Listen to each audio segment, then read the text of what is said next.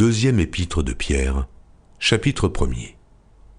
Simon Pierre, serviteur et apôtre de Jésus-Christ, à ceux qui ont reçu en partage une foi du même prix que la nôtre, par la justice de notre Dieu et du Sauveur Jésus-Christ.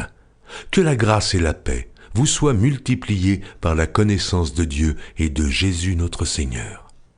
Comme sa divine puissance nous a donné tout ce qui contribue à la vie et à la piété au moyen de la connaissance de celui qui nous a appelés par sa propre gloire et par sa vertu, lesquels nous assurent de sa part les plus grandes et les plus précieuses promesses, afin que par elles vous deveniez participants de la nature divine, en fuyant la corruption qui existe dans le monde par la convoitise. À cause de cela même, faites tous vos efforts pour joindre à votre foi la vertu, à la vertu la science, à la science la tempérance, à la tempérance la patience, à la patience la piété, à la piété l'amour fraternel, à l'amour fraternel la charité.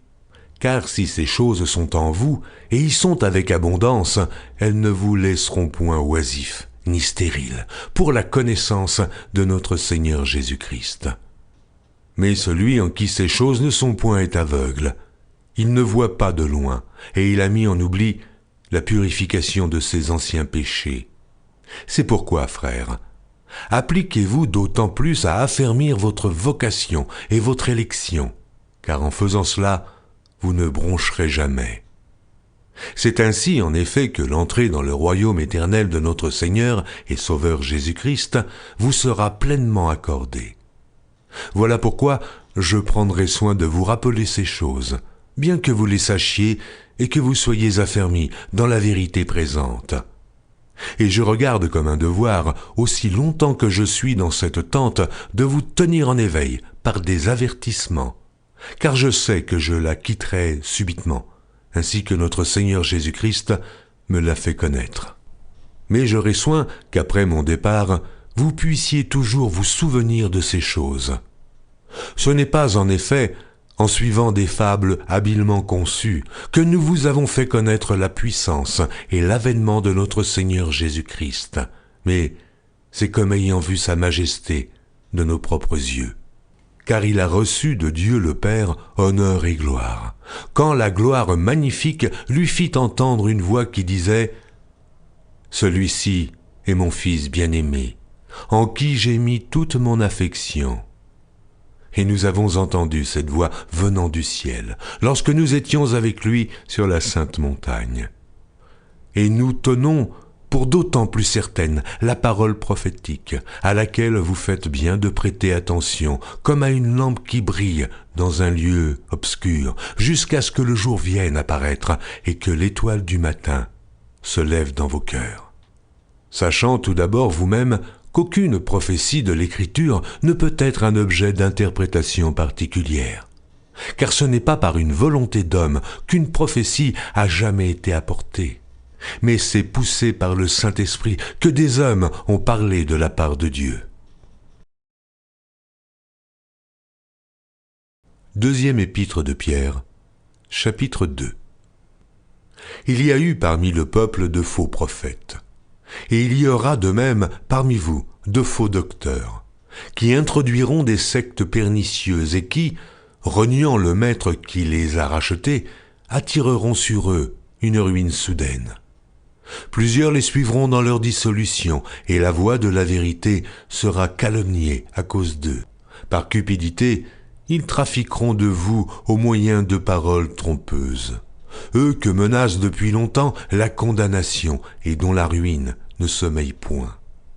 Car si Dieu n'a pas épargné les anges qui ont péché, mais s'il les a précipités dans les abîmes de ténèbres et les réserve pour le jugement, s'il n'a pas épargné l'ancien monde, mais s'il a sauvé Noé, lui, 8e, ce prédicateur de la justice, lorsqu'il fit venir le déluge sur un monde d'impies, s'il a condamné à la destruction et réduit en cendres les villes de Sodome et de Gomorrhe, les donnant comme exemple aux impies à venir, et s'il a délivré le juste Lot, profondément attristé de la conduite de ces hommes, sans frein dans leur dissolution, Car ce juste, qui habitait au milieu d'eux, tourmentait journellement son âme, juste à cause de ce qu'il voyait et entendait de leurs œuvres criminelles.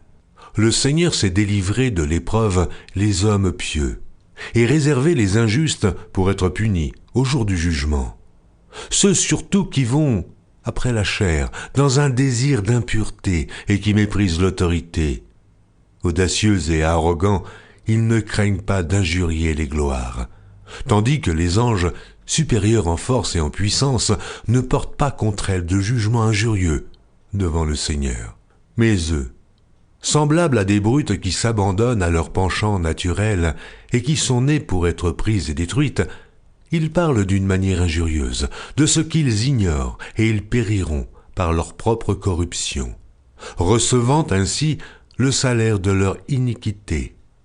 Ils trouvent leur délice à se livrer au plaisir en plein jour. Hommes tarés et souillés, ils se délectent dans leur tromperie en faisant bonne chère avec vous. Ils ont les yeux pleins d'adultère et insatiables de péché. Ils amorcent les âmes mal affermies. Ils ont le cœur exercé à la cupidité. Ce sont des enfants de malédiction. Après avoir quitté le droit chemin, ils se sont égarés en suivant la voie de Balaam, fils de Bosor, qui aima le salaire de l'iniquité, mais qui fut repris pour sa transgression. Une ânesse muette, faisant entendre une voix d'homme, arrêta la démence du prophète. Ces gens-là sont des fontaines sans eau, des nuées que chasse un tourbillon. L'obscurité des ténèbres leur est réservée. Avec des discours enflés de vanité, ils amorcent par les convoitises de la chair, par les dissolutions, ceux qui viennent à peine d'échapper aux hommes qui vivent dans l'égarement.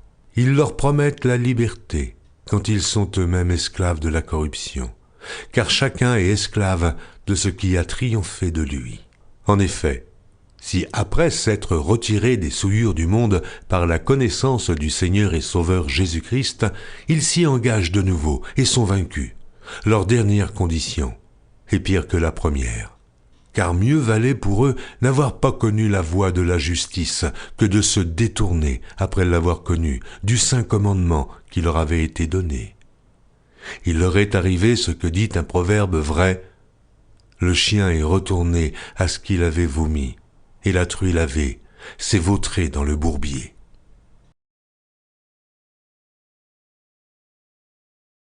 Deuxième épître de Pierre, chapitre 3.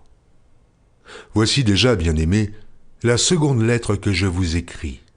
Dans l'une et dans l'autre, je cherche à éveiller par des avertissements votre saine intelligence, afin que vous vous souveniez des choses annoncées d'avance par les saints prophètes et du commandement du Seigneur et Sauveur.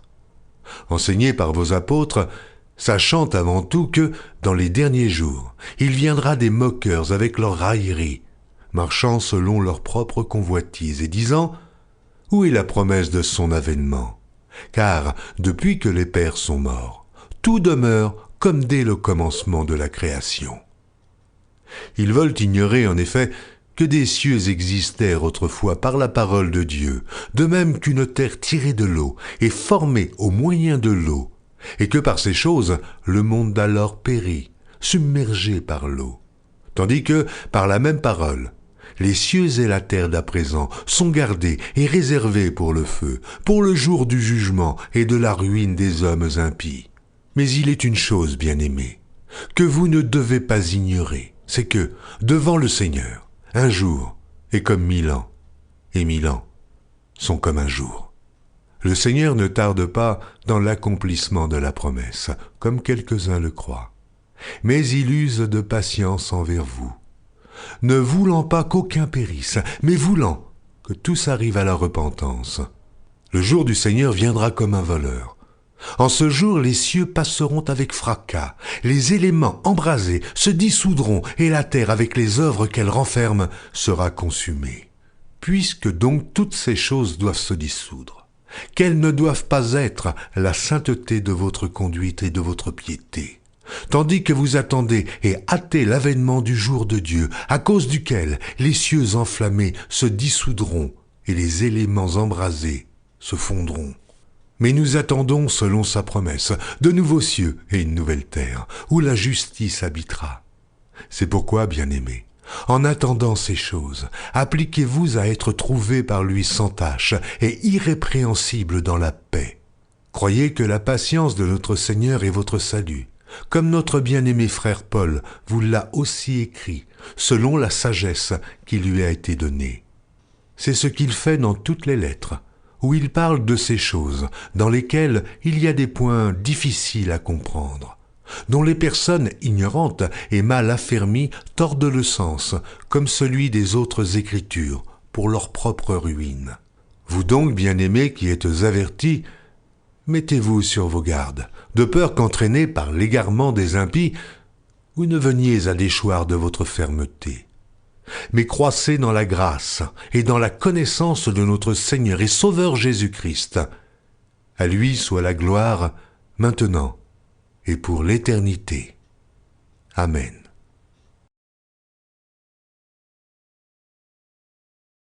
Retrouvez chaque jour sur EMCI TV une nouvelle lecture de la Bible illustrée en vidéo.